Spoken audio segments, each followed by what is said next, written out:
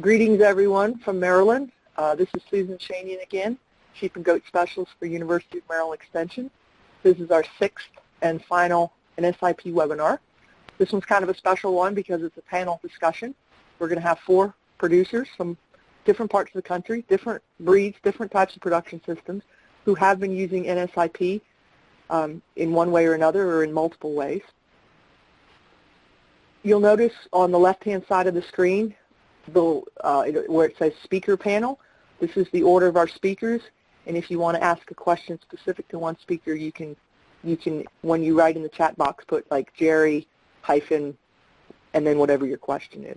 We prefer that you save most of your questions for the end. Our moderator is going to be Cody Heimke. You'll remember Cody from our 3rd webinar. Cody's the chair of NSIP. He's a Shropshire breeder from Wisconsin, and he's going to introduce our panelists, and he's also going to help kind of direct some of the questions. So with that, I'll turn the program over to Cody. Thanks, Susan. I'm actually the vice chair, just because Reed just recently had a baby. Cheers for Reed and his wife. I'm still the vice chair. Yeah, I appreciate everybody tuning into this panel. I think if anybody heard the presentation I gave, I was a little nervous about sitting here and listening to me present to a computer and talk to myself the whole time. Now I'm a little bit nervous about trying to manage, a group of us on a conference call. So hopefully this is going to go well. I do know all but one of the presenters tonight pretty well. Jerry and I have been friends for quite a while. Many of you, if you don't know Jerry, and if you're part of NSIP, you very well likely know his wife, Mary, who's our secretary. They've been raising polypays since the early 90s out in Iowa and have done a pretty honorable job of putting together a group of breeders with like mindsets and like goals. Jerry's going to tell you about that tonight. I must confess, I don't know Lynn very well, but Lynn was voted by the Hair Sheep Group to give the presentation tonight. Chase I've known for a while. He's one of the elite Targhee breeders out in Montana. I think I'm sure he's going to have some great insight for us. I know it was shared earlier this year about some advances that they made this year with selections on EBVs that kind of took them to a new level that he maybe didn't anticipate. And then Mark Van Roekel.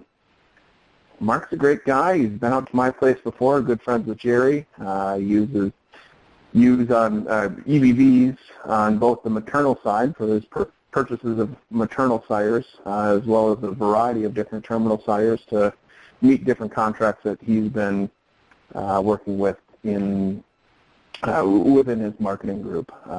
So I think we've got an interesting panel tonight, and each of these speakers are going to have an opportunity to talk about a little bit about their operation, how they use the numbers. Jerry's going to get a little bit more about a group of producers that he works with that maybe wasn't touched in the earlier presentations. And we're hoping each of these producers have about 5 to 7 minutes as an introduction, and then we'll go into questions. And Jerry, I will let you take it away. Well, thank you, Cody. I am Jerry Sorensen, and as you see on the slide, that attractive young lady standing next to me recording weights is Mary, and she does act as the chair as the office manager for NSIP. We are West Cyclone Farms. I was one of the initial guys that started the Center of the Nation sale, and I do chair the promotion committee for NSIP. So next slide, Susan.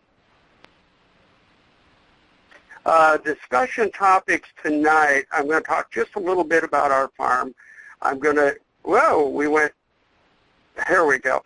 How polypay breeders have used NSIP. We'll talk about the Mount Rushmore Consortium, and then we'll follow up with just a little bit about the Center of the Nation sale.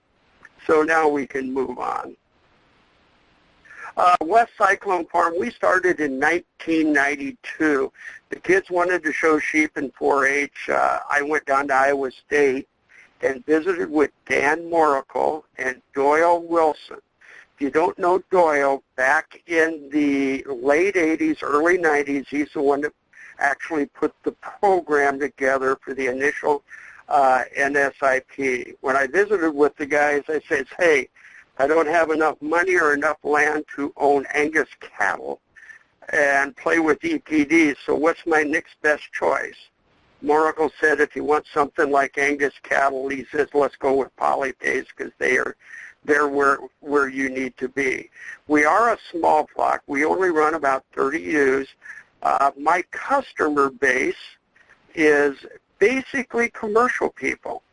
And I think if you hit the slide one more time, there you go, is basically commercial people. I sell rams to people that want to raise their own replacement ewe lambs or people that are in the business to sell commercial ewe lambs. We placed a lot of lambs for a lot of people, ewe lambs for people that have bought our sheep. And we can move on now. How polypay breeders have used NSIP currently, and we looked at these numbers the other day, and over 50% of the sheep, the polypay sheep that are registered are NSIP if we just strictly look at numbers, and we are adding flocks every day. Over the last 10 years, the polypays have increased their number of lambs weaned by 10%. And that means we're getting 10 more lambs per 100 ewes, which is important. If you're going to do that, you also have to improve your maternal weaning weight. And we have doubled that maternal weaning weight because with the increased lambs. If you look at the U.S. maternal index, that's up 5 points. So the polypay breed has worked very hard to make our ewes more productive. Tell you a little bit about our Mount Rushmore Consortium. It's been mentioned on a couple of different of these webinars. It's a genetic sharing agreement. If you want to move on, there you go. Thank you. We now have 6 flocks, all on NSIP. We banded together to increase the productivity of polypay ewes. The flocks involved are Elm Creek out of Minnesota, Lambshire, Ohio, DB Farms, Ohio, CAC, C-A-K, Chris and Anna Cabe are out of Illinois, Brett Farrow is out of Michigan, and I'm at West Cyclone Farms, of course, is out of Iowa. And our whole goal is to build polypays with a purpose. We use the U.S. Maternal Index. We sat, and this was what an honor it was. Larry Bremer and I sat with Craig Laymaster and Dr. Keene, and we had Dr. Notter on a conference call, and we put this thing together. We followed what they've done and what they suggested to us.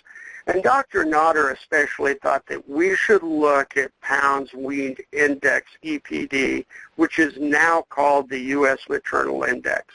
You know, it's the truest measurement of what these sheep can do. Since polypays are basically a maternal breed, that's what we want to do. So if that U.S. maternal takes into consideration weaning weight, maternal milk, number born, and number weaned, and that gives us a really solid ewe base.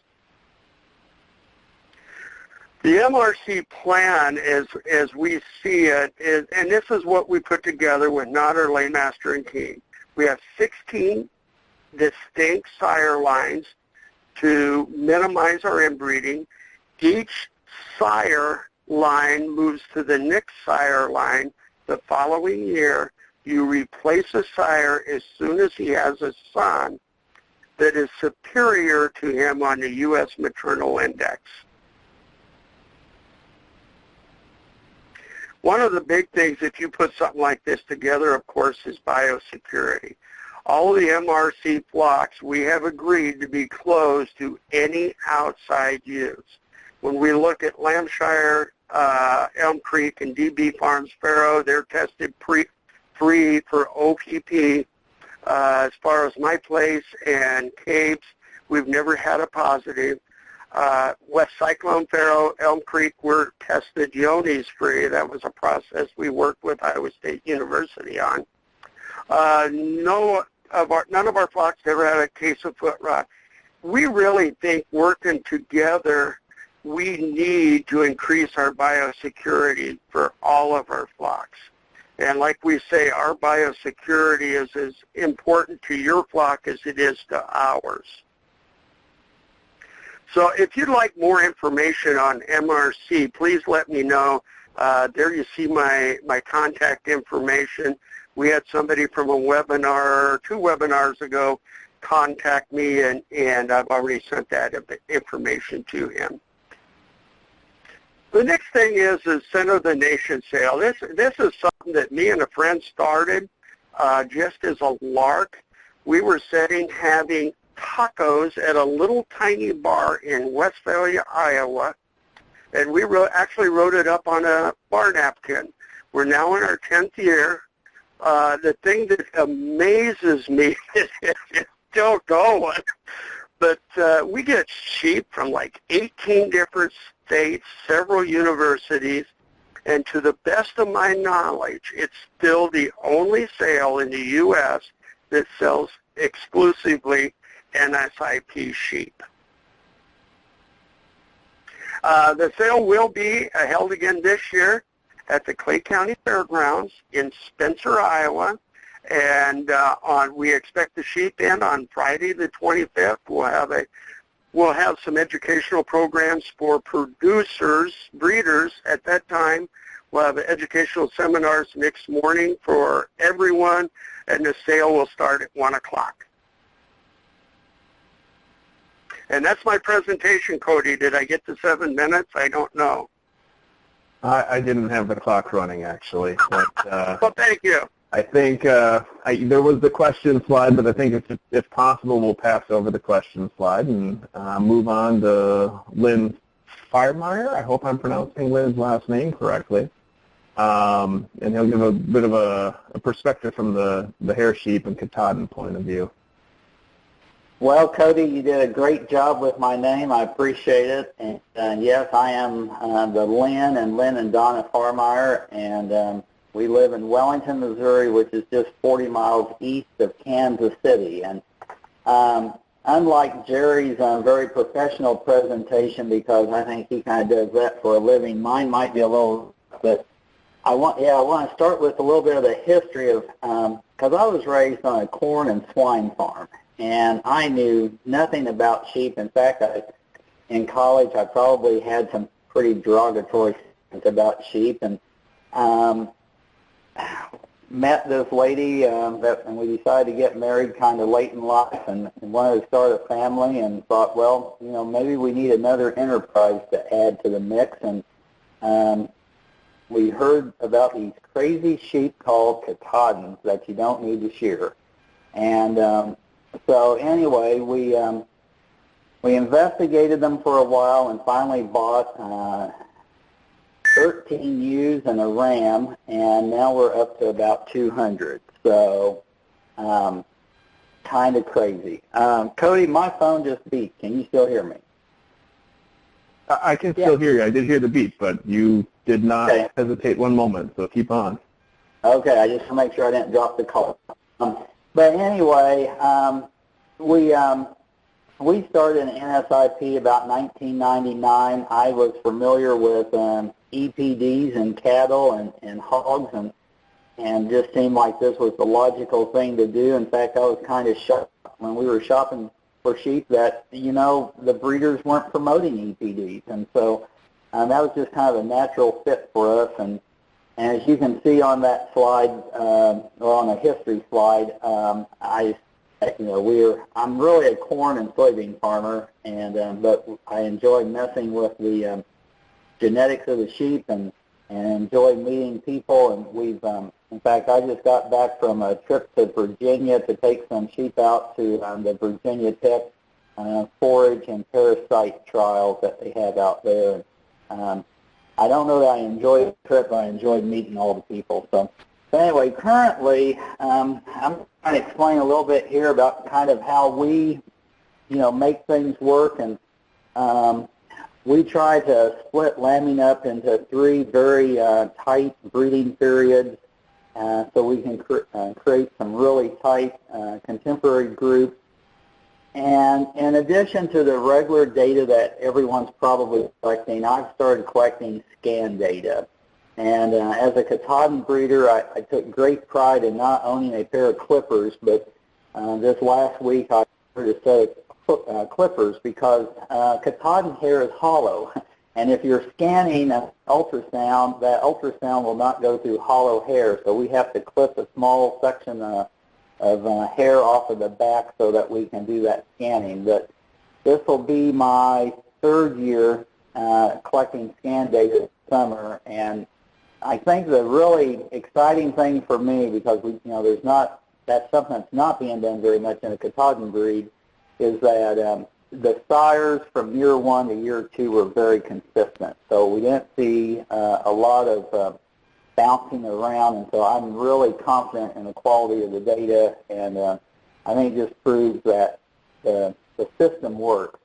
We're also trying to collect scrotal circumference data to kind of do a little bit of predicting on maturity level or how early rams might mature. One of the great trends that I've seen in the Katahdin breed since I've gotten in, the number of lambs weaned has increased from a positive 6% up to a positive 11%, and that's breed-wide. So I think we're seeing some of the breeders that are using the data are making some good progress.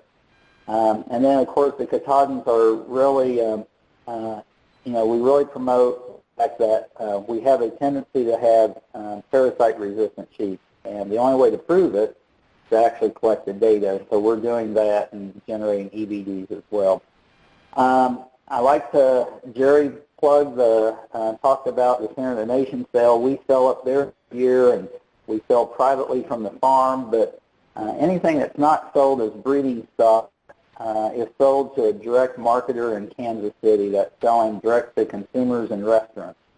And he, the one thing he's pushing is he doesn't care how big or how short the lambs are. He just wants to know how many pounds of muscles on them.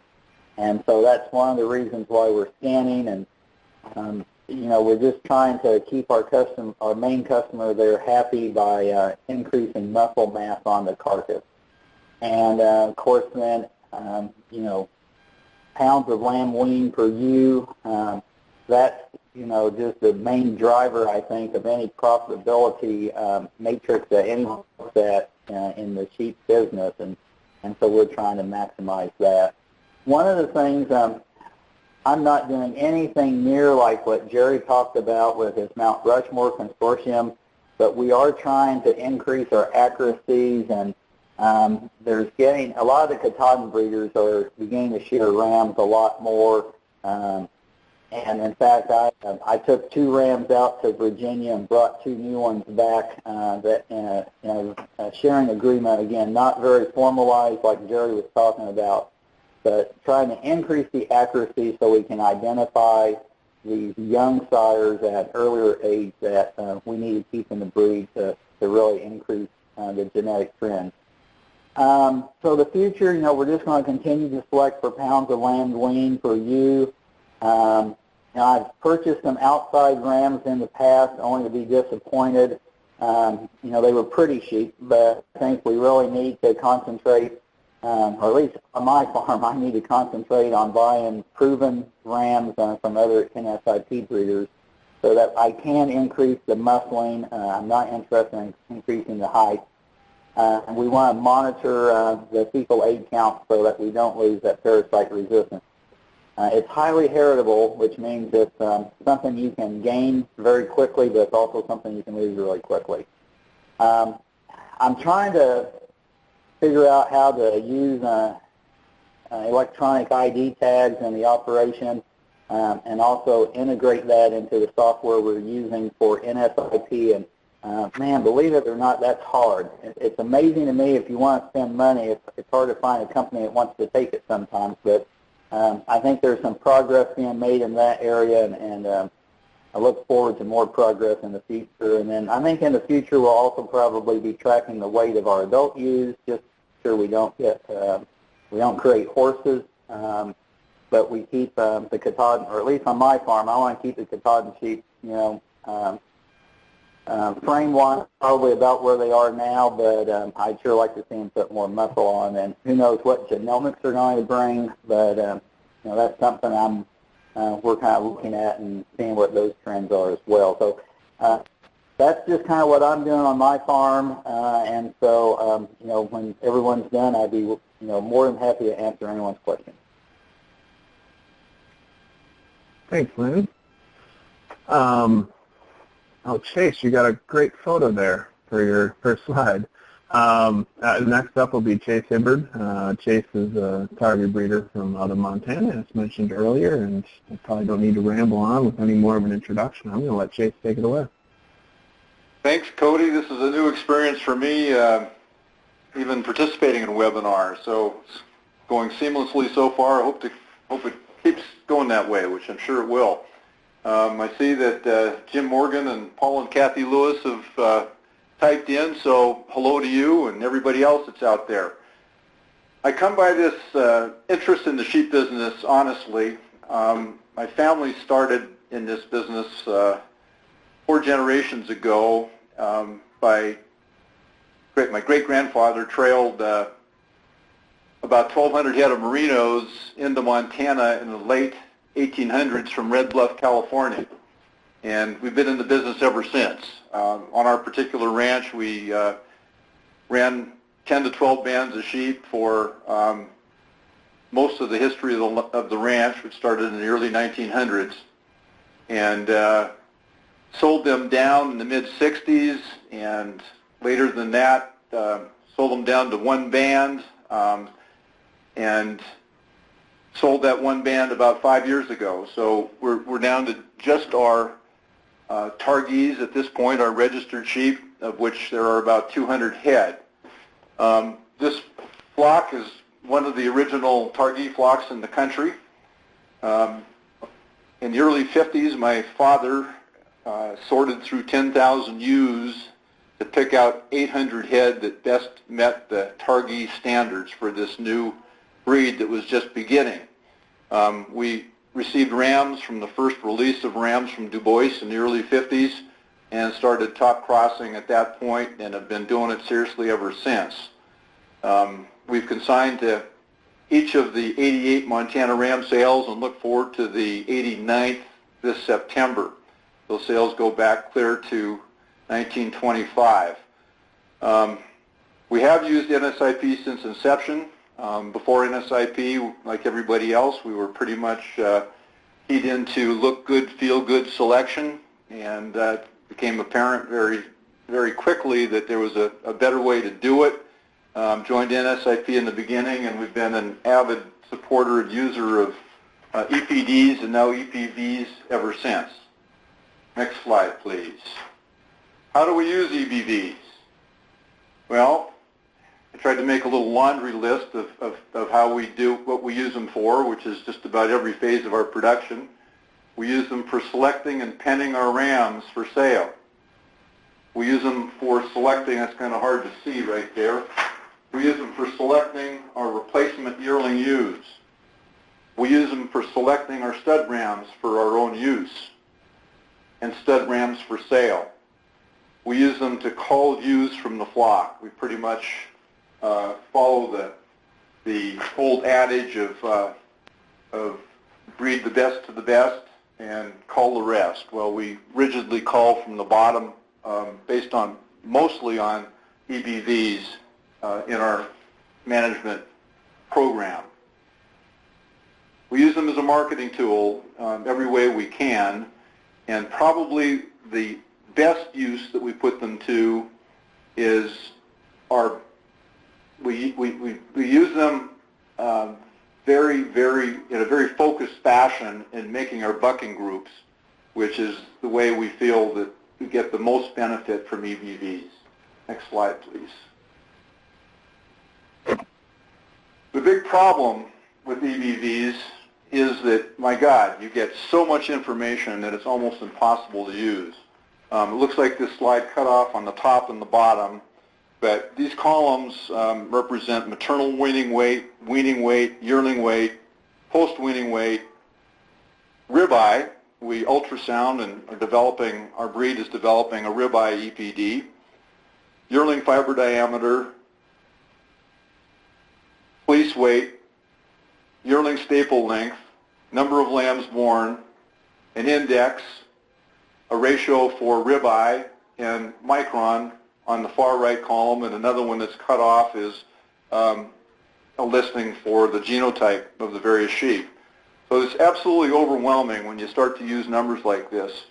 So the first thing that one would do is, you can see that column up there, the third from the bottom, is try to find sheep that are positive in each of the traits that in every single trait, and none of them are going the wrong way. You can see there that they're all positive till the fifth column, and that one's negative. Well, that one happens to be fleece grade, so you want a negative there because you want it a smaller diameter than larger diameter. Everything else positive, so that's a sheep that you would normally choose, or that we would choose in our program. You can choose, if you'd like, you can choose to breed for a couple of particular traits and focus on those traits and pull them from this list. We did that for years. We single trait bred or tried to pick 2 or 3 traits, which is difficult with Targees because we both have maternal traits to select for, and we also have wool traits, and they're somewhat antagonistic. So we started out early on, more or less single or double trait breeding.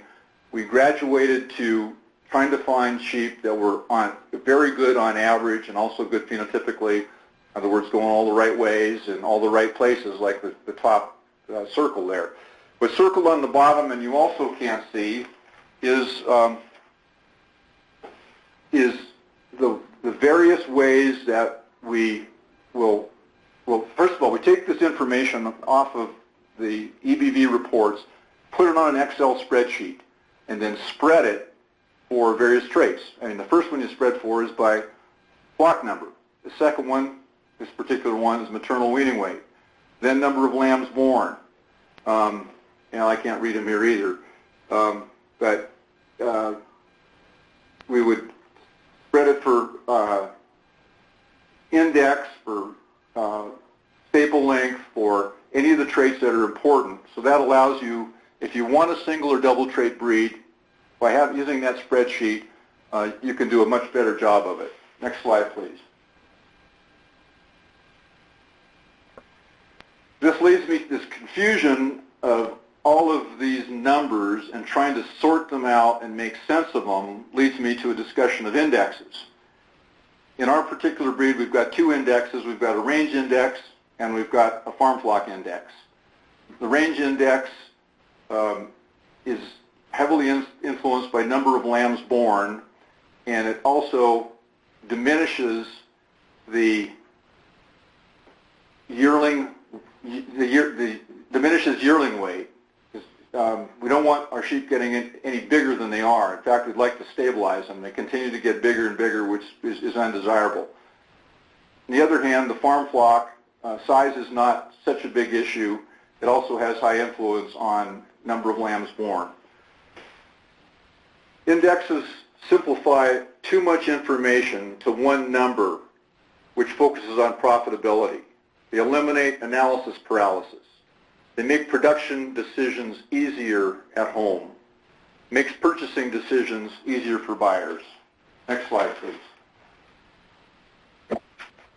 Have these tools made a difference? I say yes, they have. Next slide, please. You can see here, and this is breed-wide for Targees, you can see the top graph there graphs the weaning weight increases by year. You can see late in 2009, early 2010, that started to trend downward. That's a result of most breeders starting to employ the index, the range index in this case. Then you can see the bottom graph. This is number of lambs weaned per ewe exposed per year. And you can see that there was very little progress made from 2001 until about 2007, 2008. Then it started to gradually trend up. Then just before 2009, the range index became generally used, and look at the genetic progress that was made in a very short period of time by employing that index. So the index is, I'm a firm believer in the index being driven, however, by number of lambs born. We did have some unintended consequences that are pretty interesting. Our lambing rate has varied from about 165 to 178% for many years. Well, guess what? We've made great progress, and we've selected for the index for, since it's been available with the heavy influence on number of lambs born. This year, 2014, 198 ewes lambing, we had a 204% lambing rate. 404 lambs branded and turned out from 198 ewes that lambed. That's too much. Too many triplets, too many problems. So, I can't believe this is entirely genetic. I know the genetics have played a role in it, but I think the combination of the genetics and also, for some unknown reason, all the environmental factors coming together in a way that I don't quite comprehend ended up in this huge lambing rate. Next slide, please. So how do we make sense of all this? We still have all these traits floating around out there. How do we make sense of all this? This is where I think you come to the art and the science. As I say, I am a real believer in using the index to get you where you need to go. What we do is we try to combine genotype and phenotype. We set minimum criteria for all rams, minimum index. All of our rams need to meet the minimum criteria for EBVs, index and phenotype. Constantly cull off the bottom, and it's mostly based upon numbers. Our rams are all good. Some are better than others that we use for breeding in our own flock. One good example of how we do this is our particular rams. I'll talk about our rams. Ram number one's got the best index, the best ribeye, and best all-around numbers. Ram 2 has best overall phenotype, best wool character, and we subjectively score the wool with a formula that is heavily weighted towards color and crimp, which we visually select. Then Ram 3 and Ram 4 are good all-around and an outcross. We'll rank all the ewes for index, ribeye, and wool score, index being the primary selecting tool. Next slide, please.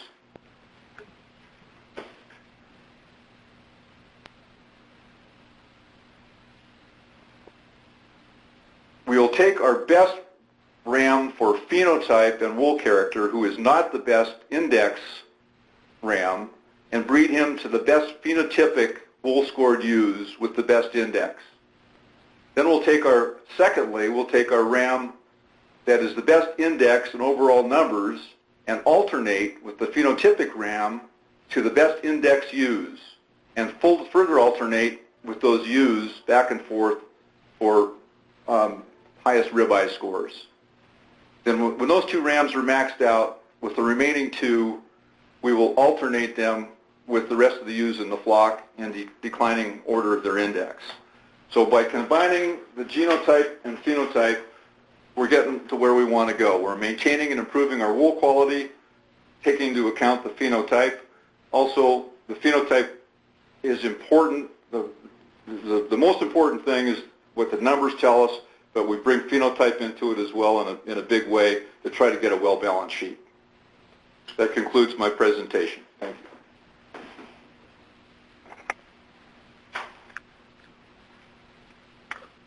Thank you, Chase. I had to find the unmute button for a moment. Our next presenter is going to be Mark Van Woekel. Mark, I hope I'm pronouncing it correctly. Great, Cody. I need to confess to everybody that I called Mark to ask if he could be part of this presentation.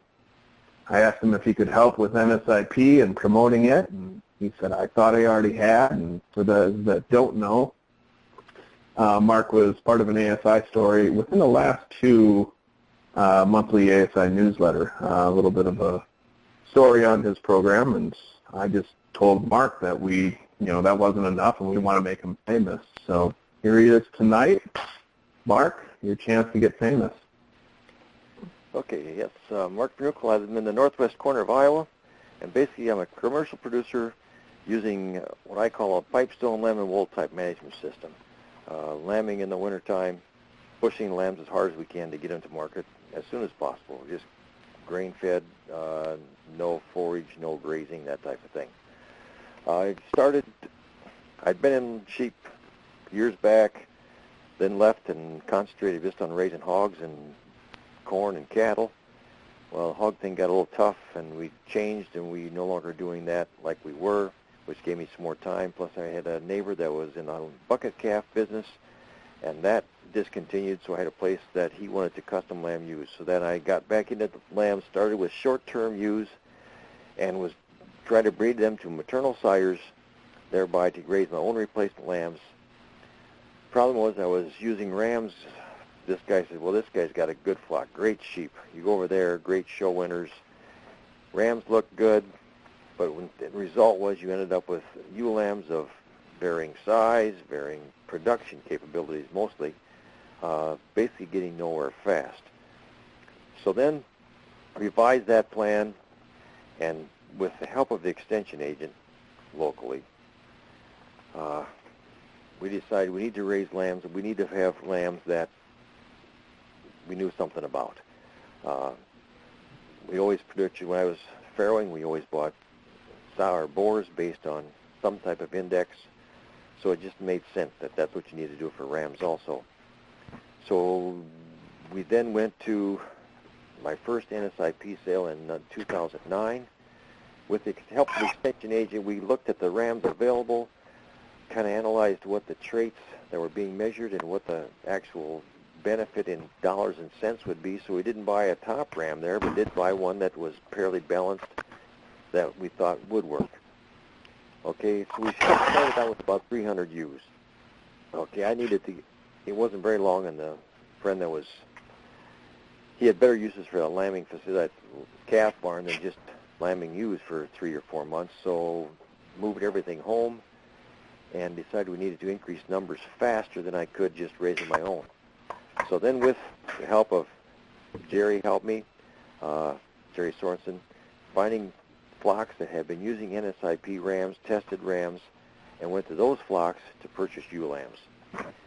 So that's what we have been doing. And if I look back at what my flock looked like, say 7, 8 years ago, and actually my brother comes with his grandkids every so often and looks at them, and he said to me, not this year, the year before, he says, are you doing something different? He says, your flock is starting to all look about the same, which it is, and the production is starting to get more consistent. I still have some influence from the the short-term ewes that I had purchased, and actually have gotten rid of my last short-term ewes this year. But that was the goal, to get to a more, basically a polypay type ewe and use that for my maternal side. At the same time, I don't need all my ewes to produce ewe lambs, so therefore you also have to use a terminal sire. That is a whole lot easier to do than it is to find a good maternal line.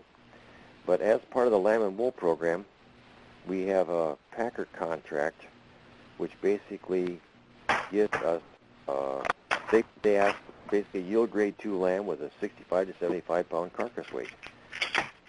The problem with the polypay ram or polypay ewes is they are not huge, so we do need a large frame terminal type sire. So it's not hard to find just a terminal sire that's large, but you don't know how good he is unless you have some numbers. So what I've done is I've gone to NSIP, looked for producers that basically are at the sale, at Center Nation sale, and look at the growth and the muscle number. And the two don't correlate very well. And the fact that sometimes you'll have a great growth ram, but then his muscle number is negative, and vice versa. He may have a lot of loin, but then he doesn't grow as fast as others. So whatever I buy, I want as much growth as I can get, but I have to have a positive index on that muscle number. At some point in time, it is my belief that the packing industry will begin to pay for muscle and not just overall weight. It's probably right now, according to our contract, they just need a pound big lamb, and so there's a lot of people just trying to find this great big ram that will grow fast, but I don't see a lot of muscling in those rams, and it's just something that I don't think my pride can handle. So at the moment, I'm still trying to find heavy muscled rams that grow fast. The problem that I have come up with now is I basically went from 300 ewes to about 600 in a fairly short time, is that I started losing track of sheep. What amounts to is, as I do this, and with the NSIP numbers, I just need to keep more records, and I'm in the second year now of using the ID tag and enough data now that I can start to select ewes from their past performance.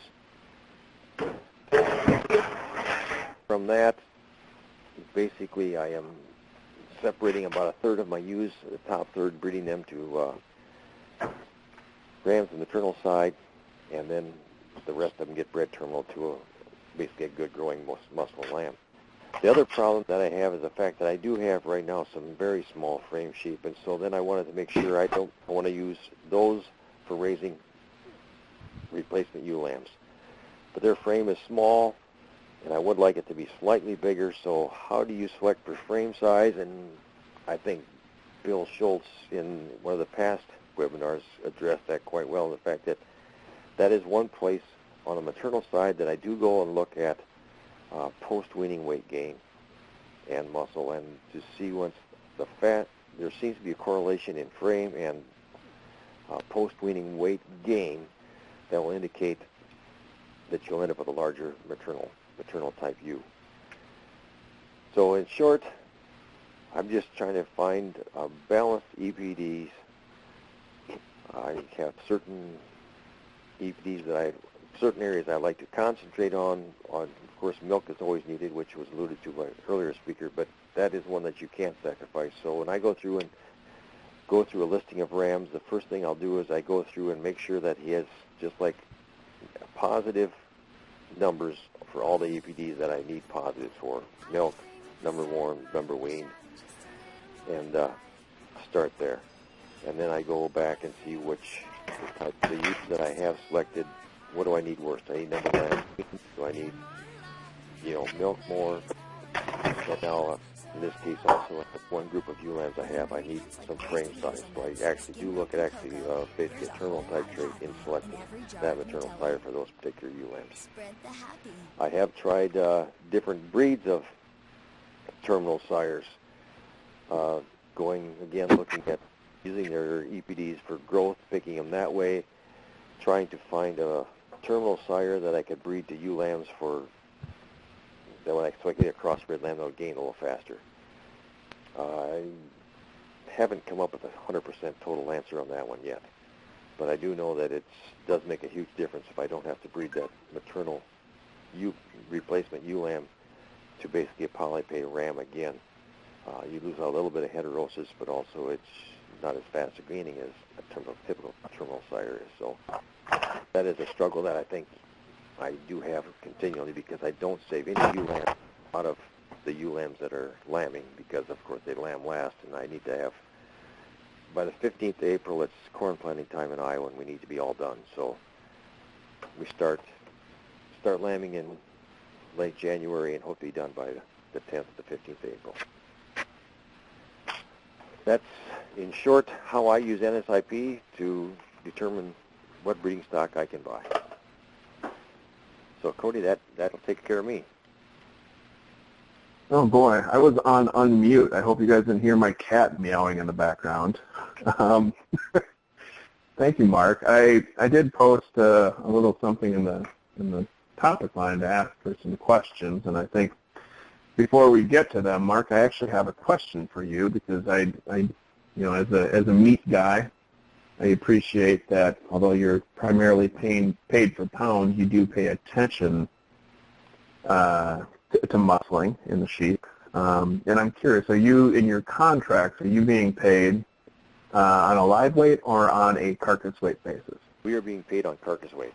We are being on carcass weight, pelt quality, yeah, and then yield grades. So. Okay.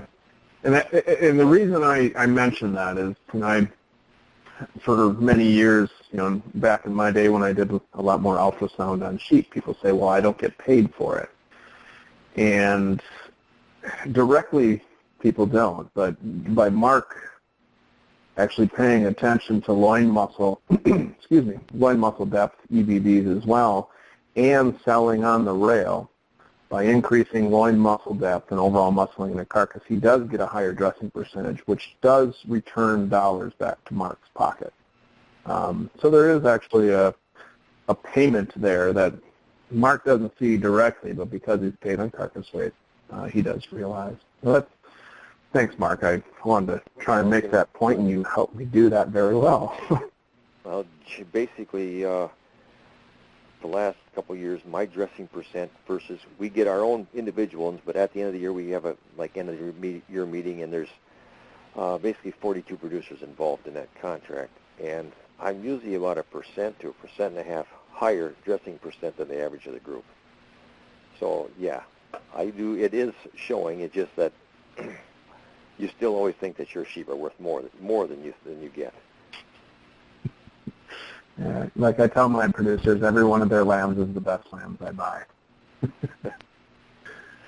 Well, thanks, Mark. We have a couple of questions here I see popping up, and Paul Lewis is asking, can anyone tell me if the number of lambs weaned increases, does it affect longevity of the ewe? And of course, Paul is going to ask us one of the tougher questions of the night as the first question. Thank you, Paul Lewis. I don't know if any of you have an experience in that, and I do know, the one thing I will say in the beginning is there has been discussion of an interest in longevity EBVs, but as far as, I guess maybe Jerry and Chase, let me ask Chase first, because I know he's actually made a lot of advances in pounds of land weaned with a larger group of sheep. Have you noticed any differences in longevity, Chase?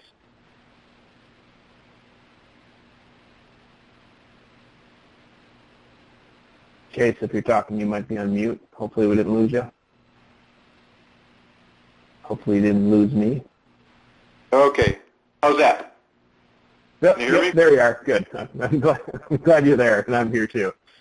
The short answer is I have not seen a difference, but it's kind of hard to quantify. I think we almost need to have an EBV to measure it, because it's every single ewe's got its own story, and it's easy to generalize, but it's hard to get down to the real nubs of it. So that's one of the powers of these tools that are available is they can sort the noise out, and they can give you a much better answer than you can do just by observation.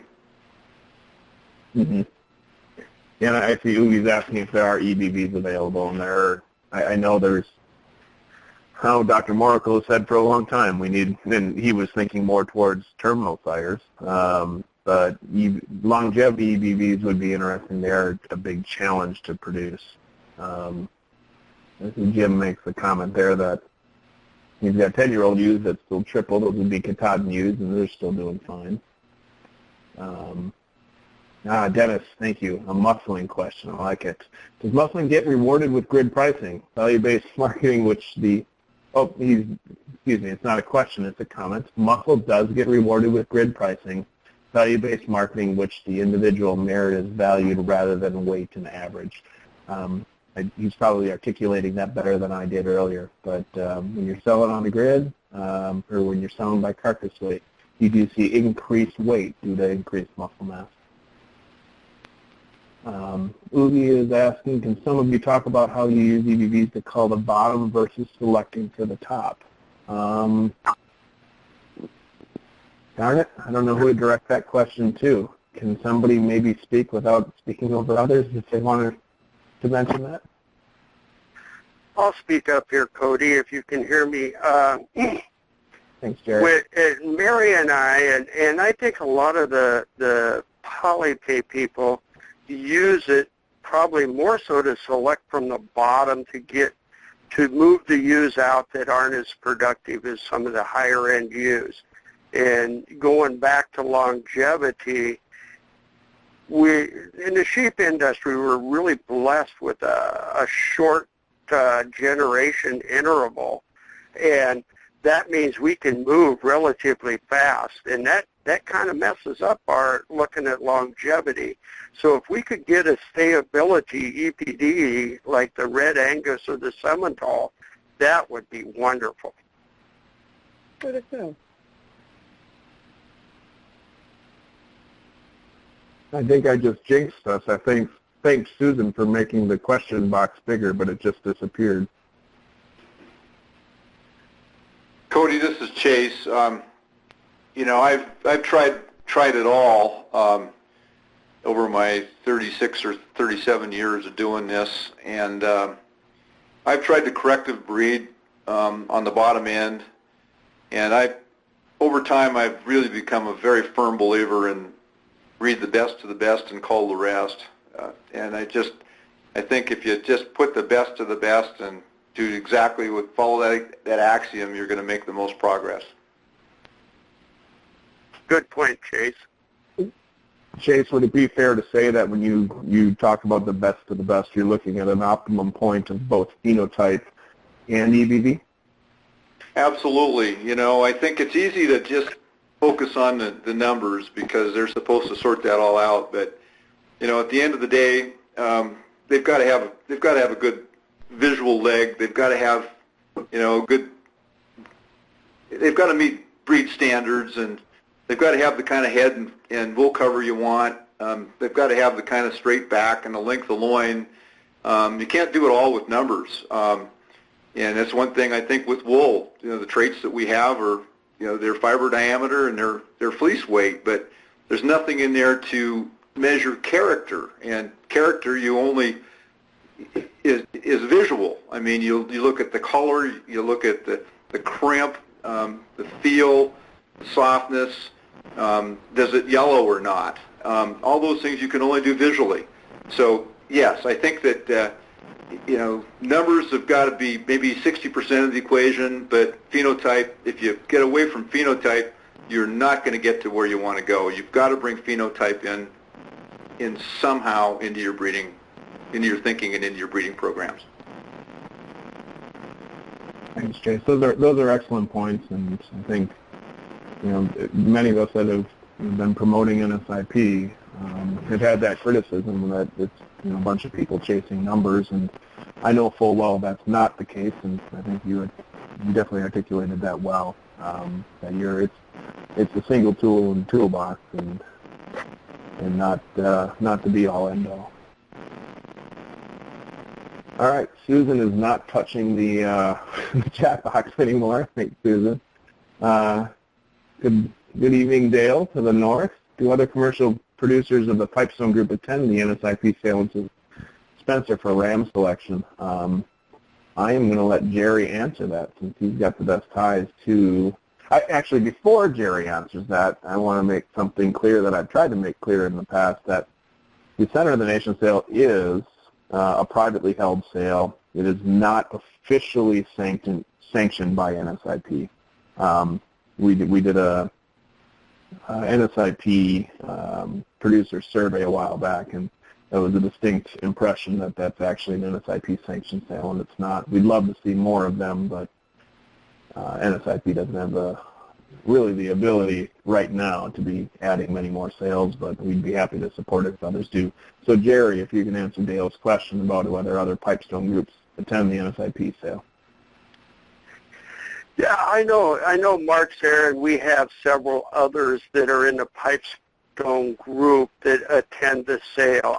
In the Pipestone group, I don't know if they, what they feel about the sale, but as long as their producers are buying good, solid rams with growth and muscle, I think they're happy, and that's why I think they attend this sale. I do know that there's a lot of them do buy maternal rams out of there to build some of their own ewe lambs also.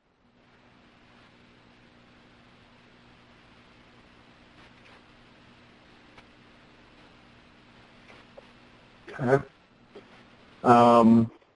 Jerry, there's a question directed to you and asking if you can discuss more about the ram swapping that you do in MRC.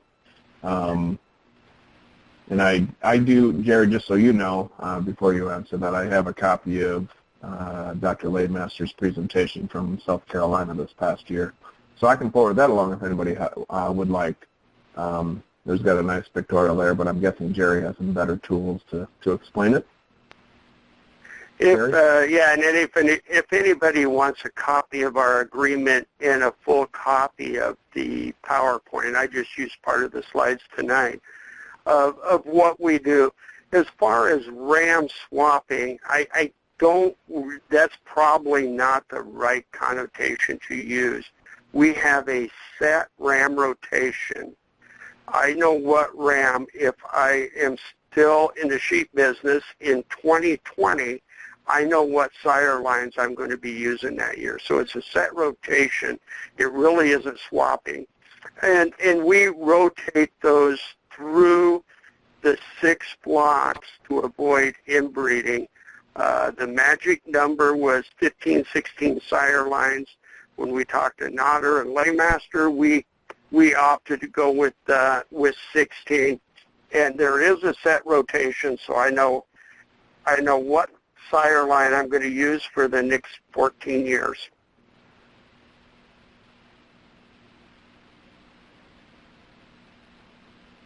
Thanks, Jerry. I was actually going to, I'll state this rather than type it, but I was going to make a comment to Oogie and anybody else interested in ram sharing. The MRC is an excellent model, but models will be different for different groups of breeders, depending on the breeder's goals, depending on the numbers within each flock participating. So what I was about to type was that definitely look into what the Mount Rushmore Consortium has done, but at the same time, there's some geneticists out there. I know when I talked to Dr. Craig Laymaster in South Carolina in January, unfortunately he's going to be retiring soon, but he definitely has enjoyed working with the Mount Rushmore Consortium, and he'd be willing to work with some other groups to set those sort of things up. I'm not sure if it's the beer that the Mount Rushmore Consortium guys drink when they all get together and swap rams in the summer, but it's been a fun project for them, I know that. Cody, we do get together. Yep. We do get together once a year and sit down and visit. Hopefully this year we'll have Richard Earhart with us at when we have our get together in Michigan this year. The big thing to remember is that you're going to do this, work with people you can get along with.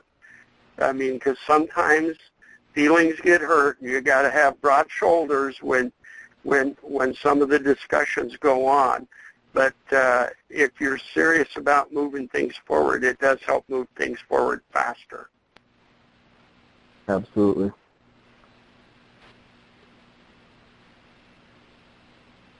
Bill's got a good comment, Bill Duffield, saying that using AI is a good way to share rams. Absolutely excellent point. Jerry, these questions are for you. I'm glad you brought up the consortium. Harvey's asking who selects the rams that go into the ram rotation. Each producer that has the sire, they select the rams for the sire line. Let's use me for an example. Believe it or not, I have A and B sire line this year, and the interesting thing, you can look at any of pedigrees in any of the consortium, the last letter is the sire line. So I have A. I do not have an A ram lamb better than the sire. So I will send the A sire on with a ram lamb as a backup. When I get to the B sire, I do have a ram lamb that's higher than the B line sire. So the ram lamb will go on as the lead sire, and the older ram will be the backup. We always send 2 sheep in case something happens. A lot of these rams that we're exchanging are ram lambs, and once you go through a breeding soundness exam at the new farm, if they are not fertile or a little slow, then they have a backup by using the other ram. Thanks, Jerry. From my experience in looking into the consortium, it takes a long time to sit down and kind of stare at their flow chart to understand what rams go where. It's very well thought out, but to step in and even, frankly, Jerry, listening to it, it's hard to understand unless you can really sit down and absorb yourself into it for a little while. You think that's a fair statement? Yes, that's a fair statement, and what we're doing is nothing that we did. It was Dave Notter, Laymaster, and Keene that helped us put this together, and we are willing to share everything with anybody else that wants to do something in the polypay breed if they want to get started, or any other breed also. Thanks, Jerry. Susan and Oogie are both asking about personalized index. And I think if it's all right, if you don't mind, I'm going to field that one, because I know Reed and I have kind of talked about that based on some prior discussions. And generated directly out of the software, coming out of the lamb plan system, we don't have the wherewithal to really generate personalized indexes. Frankly, with due respect, we have a lot of very important things to work with lamb plan, and to develop a personalized index is farther off the radar and actually probably not on the radar. However, and Oogie, I'm sorry, this probably doesn't help you as much when you're working within a different system, a MAC, non-pedigree wizard, non-pedigree master system. If you can take that full download of data, like Chase had the big, massive spreadsheet there with all those numbers, you can develop your own index by weighting different traits should you find them important. If you don't find the current indexes to be valuable. And there are, aside from the maternal wool index, or the Western Range index, the Western Range index, Carcass Plus, there are a variety of indexes out there that may not get talked about as much, but there are some additional ones, and we can figure out how to post some of those. I know Paul Lewis, Paul and Kathy had turned me onto the self-replacing Carcass index, which is a very good index that not only looks at, I think it's probably fair to say that it's kind of a Carcass Plus, but it also looks at maternal traits. So for me, being a black-faced sheep producer, I still want to make sure that my ewes are productive, and that brings in an element of that, whereas the Carcass Plus would not. So there are a bunch of indexes out there that are also available. Some of the tools on the NSIP website, and I don't know if Mary has a chance, or if anybody has a quick link to some of the definitions of those different indexes. Maybe we can put it into the dialog box here.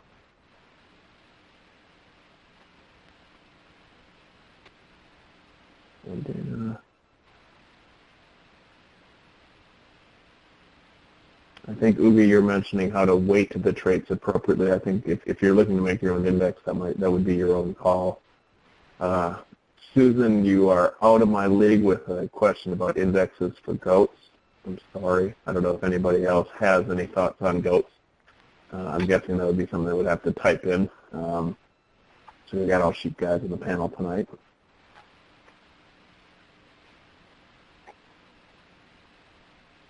No, Susan, I don't know about KidPlan either.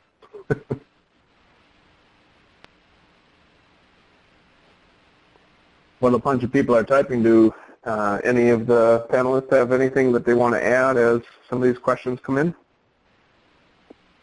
Cody, I'd like to speak up here. One of the things that our consortium has done is we have always selected off the U.S. maternal plus wool index, which is so heavily weighted to number of lambs weaned. And we've moved our number of lambs weaned so far that we don't want it any further. So, in fact, most of our group in the consortium are going to, I wouldn't say back off the U.S. maternal index, but look within to make sure that the other traits are up there. And one of the things we were talking about is, select from ram lambs that are in the top 25% in each of the 5 traits and take the highest indexing one in there. That way you move all the traits forward at the same time and create more balance in the traits. That's a really good point, Jerry.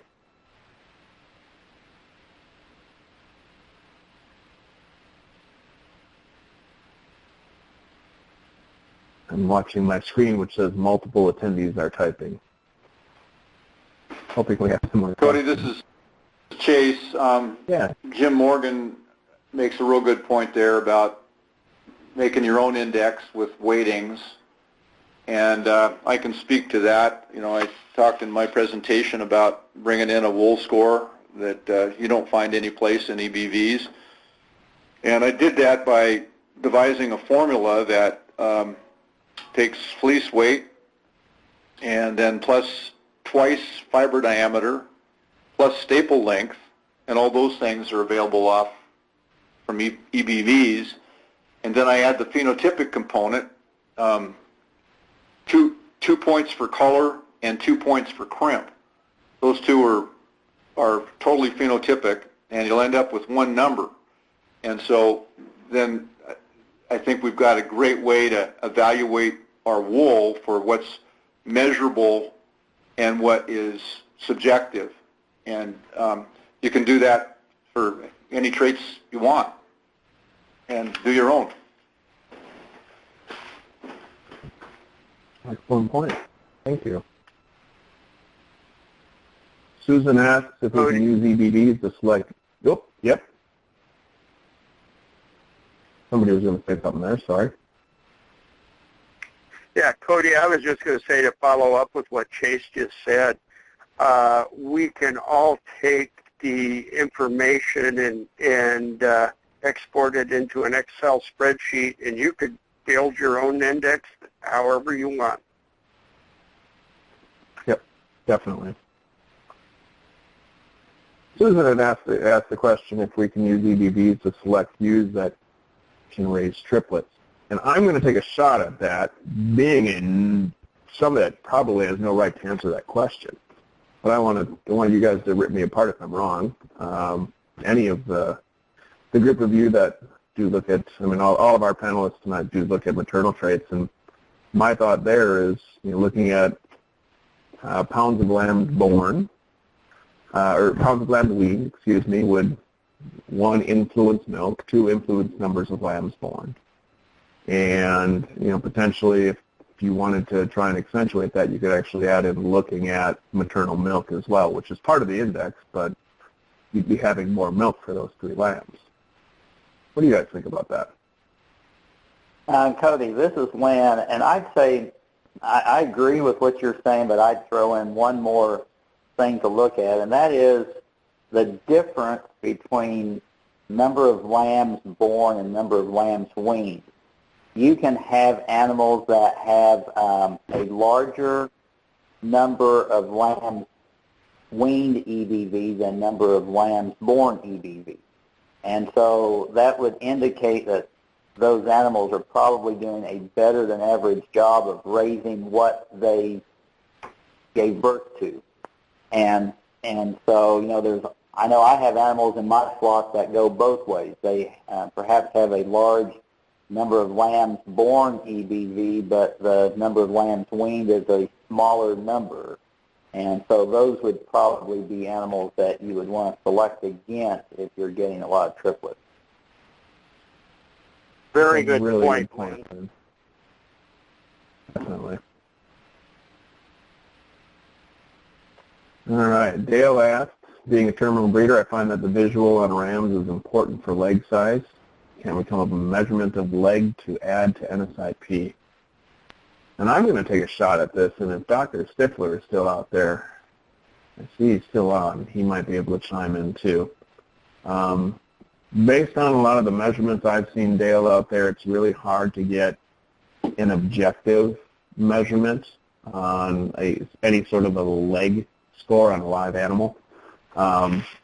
Most of it's very subjective, which makes it difficult. However, loin depth EBVs are highly correlated to overall muscling in the animal. They're not a perfect correlation, but they are highly correlated. That's, unfortunately, Dale, it's a really tough measurement to come up with. So if Dr. Stifler wants to add to that, I'd encourage him to type in to do so. Harvey said that there is a Norwegian vet that has 60% conception rate on transvaginal AI. She gives day-long seminars. Harvey, that's absolutely something worth checking out, and actually I do know that that rate can be higher. We exported some semen to a friend in Norway, who, in Norway they don't allow for surgical AI. It's got to be, it's a pre-cervical drop AI with a higher dose of semen. We did put some of that semen for export up in Utah with Glenn Erickson, and that is definitely something I think that's worth looking into. There was actually a grant in front of the National Sheep Industry Improvement Center a few years back that, well, 2 grants. Oogie had also submitted one looking into that. Oh, and I see Oogie did mention that she's getting 50% conception rates. So there is definitely some opportunities out there for non-surgical AI that could help for sharing genetics. It's definitely something that I think as an industry we should be looking at. If we could be doing it on our own as a producer rather than bringing in a skilled technician, nothing against the technicians, only the cost, it would make a lot of sense.